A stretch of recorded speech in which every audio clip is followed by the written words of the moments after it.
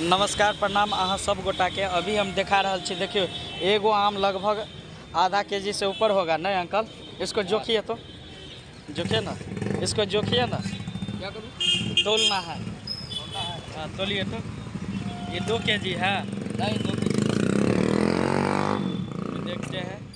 नहीं 1 केजी का हो जाएगा। इधर कितना हुआ? 800 ग्राम। 800 ग्राम। देखिए 800 ग्राम के जो है से आम है।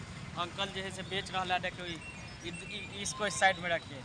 क्या आप नहीं समझे? देखिए अंकल जो है सो आम बेच रहे हैं और बहुत अच्छा लगा अंकल जी का आम देख करके बहुत नीक लगा, बड़ा नीक लगा।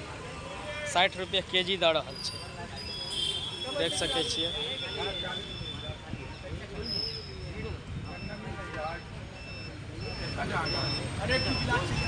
देखिए कितने बड़ा बड़ा आम है।